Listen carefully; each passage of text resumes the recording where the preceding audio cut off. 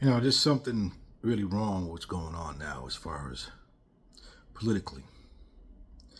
We think that, not we or me or you, see this as a kind of a blip, like a bump in the road.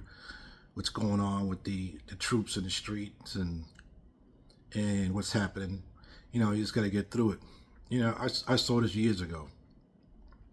And, you know, when you look at what's going on now, the whole thing about the fascism and how this is, taking place. I saw this years ago, and a lot of people they just like, oh, this is, you make it too much out of it and things like that, and now that you see it, people see it. It's like, oh, we just got to, come together on the next, the next election, and we're gonna have to get them out of there, all that type of stuff. You're past that point. This is stuff that, if you look at any government outside of the United States, this was problem with the people here. Said we live in a goddamn bubble. Nobody looks outside. Nobody wants to take social studies, learn about world affairs, government, things like that. In school, they took the easiest courses. If they can take it, if they can take, nobody understood or tried to even learn outside of what it took to get them past, the grade to graduate. And, I could say that happened to me. I learned a lot of things after getting out of school. And a lot of things, politically, as far as worldwide, things are tied to each other. And one of the things that we learned, as far as everybody knew, was about the Civil War. Now, I say that because if people believe that the courts, that an election, a good argument, is going to make this whole thing go away, I just like to just tell you right now, you can fucking forget it. And the reason being, if it was common sense, if it was that good argument that was going to make this go away, then there would never have been a Civil War. There would have been easily, we're talking about white people talking to white people. There was no black people in Congress, no Spanish people in Congress. There was no black people on the Supreme Court. These are just them by themselves, and their disagreement led to the secession and then the war, the Civil War. We didn't have anything to do with that as far as the decision. Black people would have caused as far as the idea of taking, the idea of being able to keep slavery going, or, to the point where black people could outnumber all the white people and eventually overthrow the place like in Haiti, or, try to find a way to manage what you already have. Just pretty much what happened. It wasn't about no good Samaritan thing. Because you can look at, what happened with Native Americans. And, if you can look at anything as far as anybody's rights or anything like that, just look at the Native American condition and what the experience was. It's as solving people. It was nothing about the, freedom and the right to religion, freedom of religion.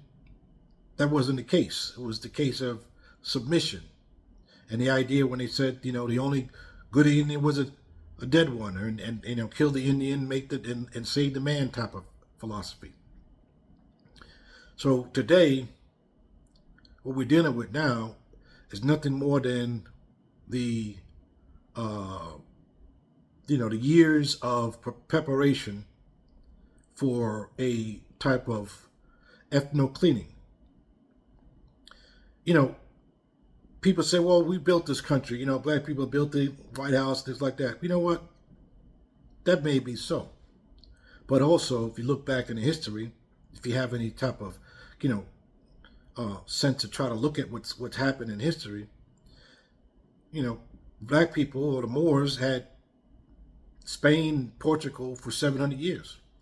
Gave them, clean, how to clean and brought in the, this, what they call the Spanish architecture, was really Moorish architecture, which they give credit to Spain or Spanish architecture, which is not. And all the, I was watching this video about the, the lineage of black aristocrats and black, uh, people like somebody like saying the stewards, the kingships and the black royalty in Europe and how that was there, the influence, all that. Okay, all that happened. The Moors, all this stuff happened. Where is that now? Where are the black royalty in Europe now? What happened to them? People say, "Oh yeah, we had this," and the Hebrews and these people were the chosen people. Where are they at now? You know, we're dealing with something that's beyond most people's country, comprehension, because we're stuck in believing that somehow the right of what you think you believe or what belongs to you makes it more relevant to the point where they're gonna have to listen to you because of who they know who you are. You think they give a shit about that? They don't give a shit about that. They've understood that they can get the people, and it's about the conquering, because you got to figure this way. A lot of those people down that they came from the Germans when the Germans took over Rome. They were considered barbarians before they even got in there. So, what's happened now, this whole situation spread out to where these people eventually took over Europe. And, it doesn't make a difference if it's, black people were Irish, black people were Scottish, black people were British before the British were like that. Where is it at now? Where does that stand now? It's like Native Americans. Native Americans here that had the land. I mean, look at this country, how rich it is, how, the wealth it is. And these Native Americans are the poorest people as a group in this country. Even with the casinos, because it's always been war. It's always been warfare with them. Like the ghost dance, and how in the end, because of the people going to those Indian schools, mixing, they were forced to learn Christianity. Then they were also, started bringing some of the traditional belief, because they're still holding out to their tradition, if they can.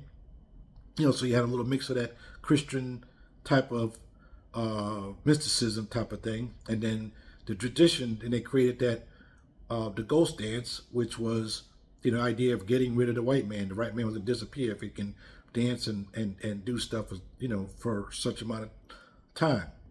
And this led to the Department of Interior, who felt that that was a threat, because now this was something that all the Native Americans can come together with.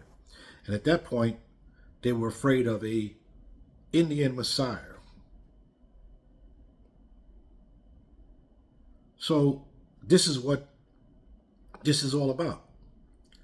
And they have worked on the mindset of black people so long to try to divide everybody, to make sure that nobody thinks of anybody that we can do anything as far as stand up.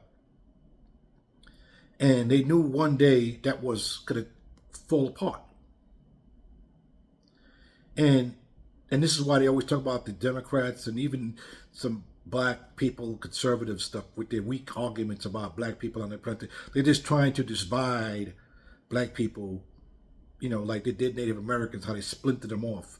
And even a way to conquer them by making sure they're separate. That's why you don't see no real congregation of Native Americans like you see black people. Regardless of whatever tribe or whatever, they come together for one cause. You don't see it like you see it with black people. You don't see it in music. You don't see it in anything other than maybe once in a while, because when they did what they did to them in like at Wounded Knee, they destroyed the whole idea of leadership, because they arrested they went around to arrest the chiefs, And that's why there's no powerful chiefs in this country that can speak and have a voice of getting people's attention, politically, whatever, because they took care of that in the 1890s, which is what they tried to do in the 1970s with black people, and which they pretty much did, because now they get everybody who's Indian chief with no Indians, a lot of people. And so they did. Oh, we don't need no leader. We don't need this. We can just do this, that, the other. Coming from 10,000 years of communal living, working together, things like that. Now all of a sudden, this whole individualism that doesn't really do anything but benefit them. And then when they see that black people vote together, as far as the majority, more than any other group, that's still a threat. So, like for instance, like I said, the whole thing with Wounded Knee. This is the time, like I said, the Indian Messiah, when Pete Hegseth just said he's going to give the medals to these soldiers who slaughtered these people based on what was the information, what was the purpose of them being there. They were on a reservation. So all this stuff about making sense, it's not going to work. Because you're dealing with an unreasonable, barbaric mind who's already made up in their head of what their objective is. And if you think that just talking and walking and thinking, waiting this out, holding your breath is going to make this happen, it's going to change, it's not. Because when the change, what should have happened is when Trump was supposed to be going to court for his classified documents for the January 6th insurrection. He should have been the first one in court.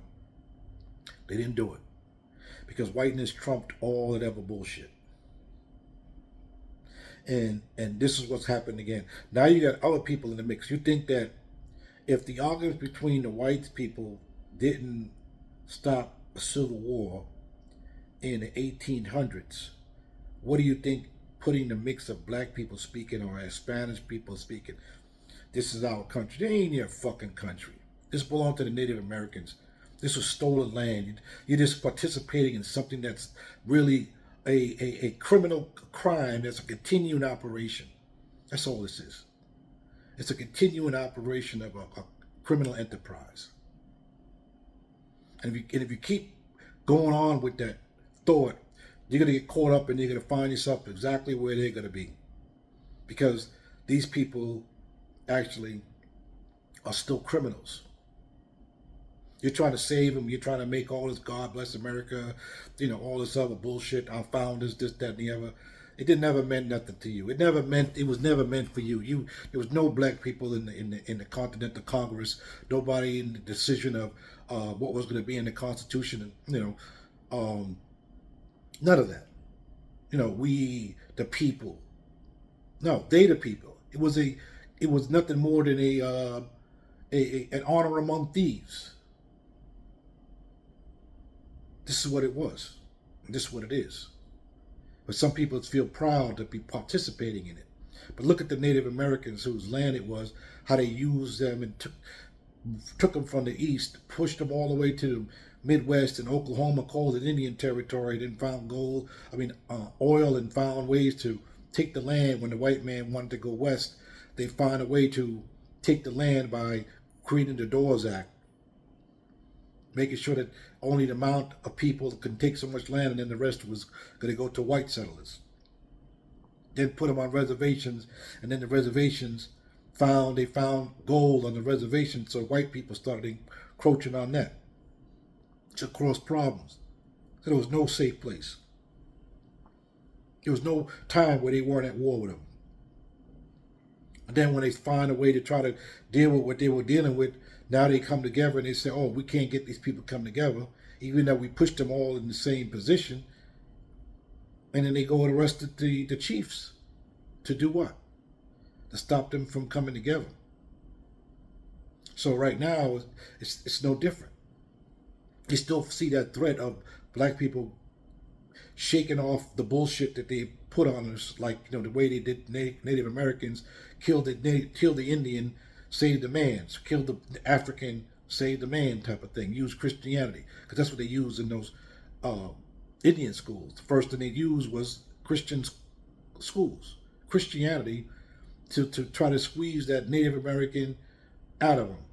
And then when they pushed them back out, they pushed them out to assimilate into whiteness, to even marry white, so down the line they can be loyal, half loyal, and be confused, which a lot of situations happen with black people. But now they feel in the position that they have enough wealth, they have enough military might, and if they got the things on the side, fuck all that shit. That's the way they're looking at it. Fuck the laws, fuck all that shit. We're gonna just run it the way we want to run it because we set it up this way. And yet people still believing, oh, you know, they're gonna. I went to college for 8 years, and you know, I've learned, you know, this whole thing, political theories and the laws and things like that. That's gonna, you know, I'm gonna argue this because this is the precedent. This is not precedent. You know, we take it to the Supreme Court. The Supreme Court's gonna do this, and that's all bullshit. This is it. We're gonna deal with a situation of the people who are in charge are not qualified to do what needs to be done. What needs to be done is you have to stand up. You have to be able to prepare yourself for war. If you want peace, you must prepare for war. That's George Washington's farewell address. You don't have peace without having anything to hold over the other person. If your peace is basically nothing more than words, sit-ins, talk, no. This is why you have people with nuclear weapons. They don't talk their way to peace. No, they show we have a force to be reckoned with. So you want peace with us. That's how you get peace. You get peace by showing to be a force to be reckoned with. If you can't show a force to be reckoned with, then you might as well just surrender and forget it. If you're not willing to do that, if you're not willing to show the force you have to be reckoned with, that's the only thing that works. All this other bullshit, you know, we have to come together, we have to do this. No. If those are not trying to come together, they're not trying to come together. But it comes to the force to be reckoned with. This is where we're at now.